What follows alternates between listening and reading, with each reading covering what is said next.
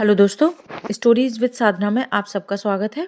मैं आपको सुना रही हूँ उपन्यास कलेक्टर साहिबा, जिसके 4 भाग पूरे हो चुके हैं और ये 5वां भाग है। इसका नाम है प्रीका फोबिया। यह उस समय की बात है जब देश में एक के बाद एक बैंक घोटाले समाचार पत्रों की सुर्खियां बन रहे थे। बड़े बड़े घोटालेबाज पैसों की चपत कर विदेश की ओर पलायन कर रहे थे। दिन था रविवार का, तारीख 3 जून 2018। यह दिन कई अभ्यर्थियों पर कहर बनकर टूटा। हर साल की तरह यूपीएससी ने इस बार भी प्रीलिम्स परीक्षा में सवाल पूछने के पैटर्न में उलटफेर किया। वर्ष 2018 के जीएस पेपर देख करके कई परीक्षार्थियों को छठी का दूध याद आ गया।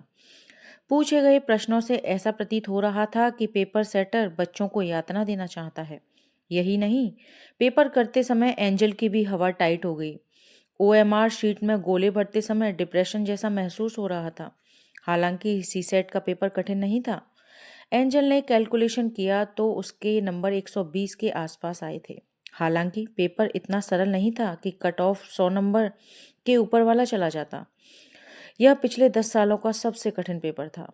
मैं अपना पेपर सही होने से ज़्यादा इस बात से खुश था कि एंजल का पेपर अच्छा हुआ है और उनकी प्रारंभिक परीक्षा निकल जाएगी। हुआ भी ऐसा ही। 40 दिन बाद जब पीडीएफ में एंजल का रोल नंबर दिखाई पड़ा तो मेरी खुशी का ठिकाना नहीं रहा। लवगुरु और अनीश को छोड़कर हमारे सभी मित्रों ने प्रारंभिक परीक्षा को फतेह कर लिया था। मैं एक दिन लाइब्रेरी में बैठे बैठे आंसर राइटिंग की प्रैक्टिस कर रहा था। कल में घिस दो, कुर्सियां तोड़ दो, बिना हिले बिना डुले बिना रुके यूपीएससी फोड़ दो, कंधों पर हाथ रखते हुए लवगुरु ने शायराना अंदाज में कहा। क्या बात है लवगुरु भाई, आजकल बड़े शेर निकल रहे हैं।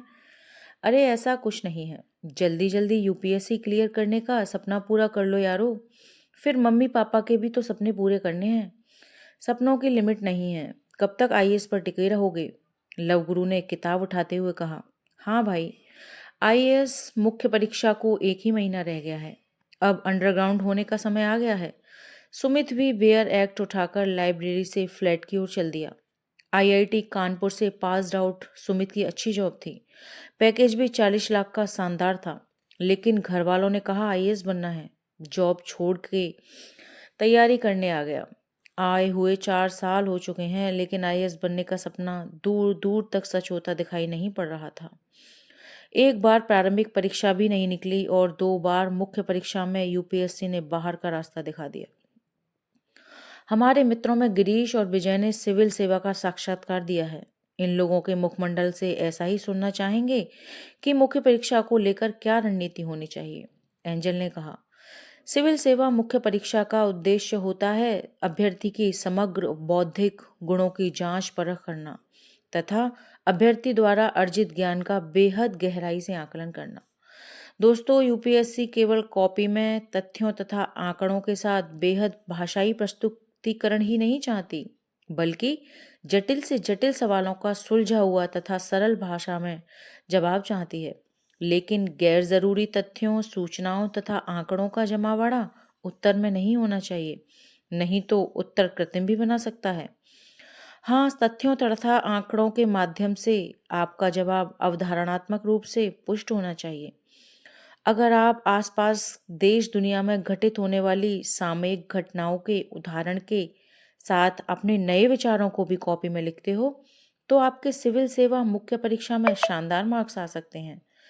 मैंने मुख्य परीक्षा के लिए जाने वाले यूपीएससी का मकसद और मार्क्स देने की रणनीति बताते हुए पूछा।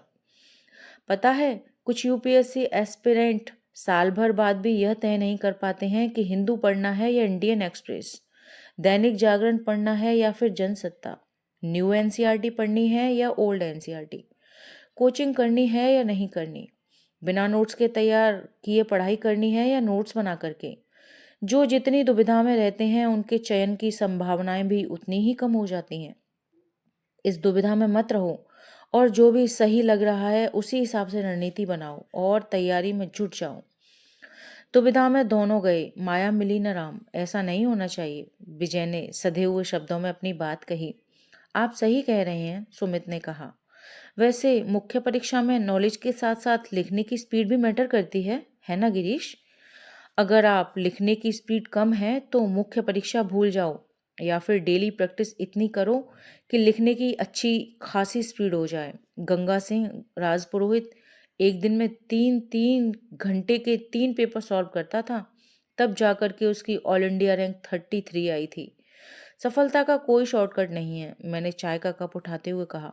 लेखन प्रयोग का खेल है। जितने विविध विषयों पर आप लिखेंगे, उतना ही आपके शब्दों और वाक्यों में धार आएगी, उतना ही प्रभावशाली होगी आपकी अभिव्यक्ति की क्षमता। आपकी लेखन शैली उतने ही गहरे प्रभाव छोड़ेगी परीक्षक पर। इसीलिए निबंध, लेख, व्यंग, कविता, कहानी, संस्मरण, लघु उपन्यास, गजल इत्यादि जो भी आपको अच्छा लगे, हमेशा लिखते रहें। परवाह ना करें कि कौन क्या कहता है और क्या सोचता है आपके बारे में।